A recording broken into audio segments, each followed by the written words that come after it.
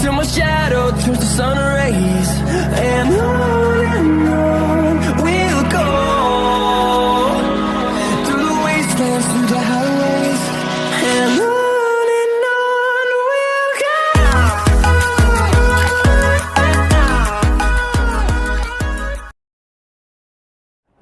Thank you, Vic.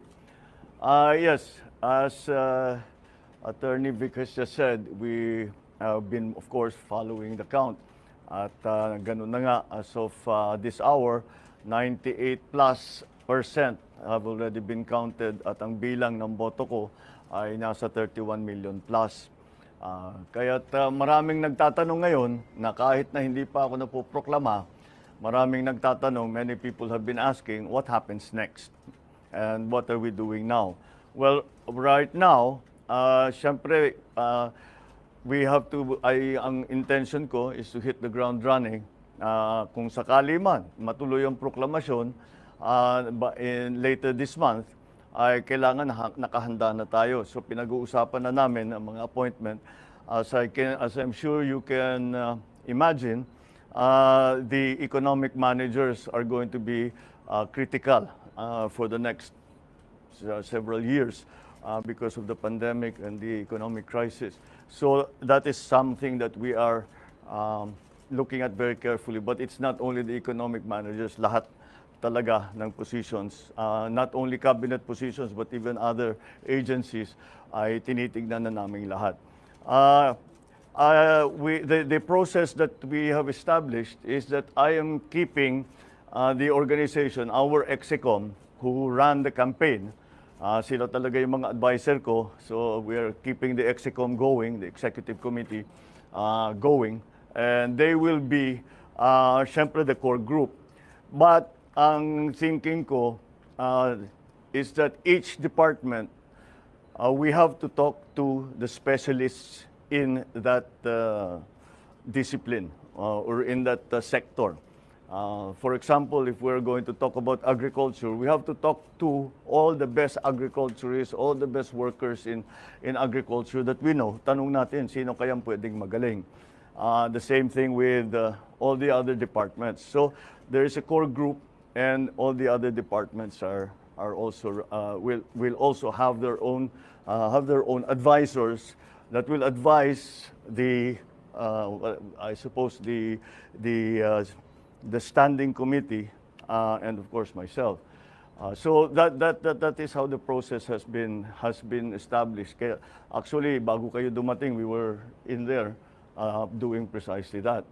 I'm continued to be guided by, as I've said before, a competence and a willingness to work with the next administration. So we have removed, in our discussions, we removed immediately what their political leanings have been. Kung lumaban ba sa atin, kung sumama ba sa atin, that's not going to be part of the discussion. I'm also guided by the critical areas that we talked about during the campaign.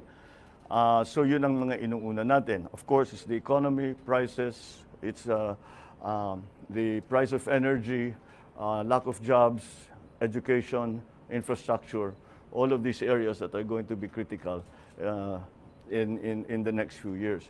So ganun ang aming ginagawa, and that has been the process. That has been the process so far. I'm also guided by the fact that 31 million of our kababayans have voted for unity. And I am guided by that in the sense that I will continue to work for a government, an administration that gives voice to everyone who wants to help. We may not agree. We may not, in the end, do. We might do exactly as they say. But whatever it is not important who the messenger is. The importance is going to be the message. In the next few days, I will be talking to you. Maka every day there will be something to announce because marami na talaga kami ginagawa. So in the next few days, we will continue to keep you informed about what's going on. And I think I am already authorized by to announce the first nominee that we will be giving to the Commission on Appointments when the time comes, should I be proclaimed. And that is that our incoming Vice President has agreed to take the brief of Department of Education. So si Inday Sara, sabi niya tinanong ko sa kanya kung kaya niya yung trabaho dahil mahirap ang trabaho ng ano ng Secretary of Education.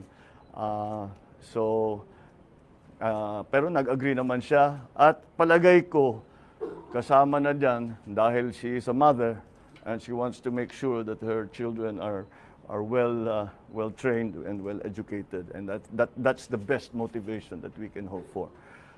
So that is the first announcement that I can make that has come out of this process. So again, it is 31 million. I know the counting is not over. It is not yet official, but I can always say, I always guided and I always look to the fact that 31 million of our countrymen voted for unity. 31 million of our countrymen have agreed to unify and help us unify the country.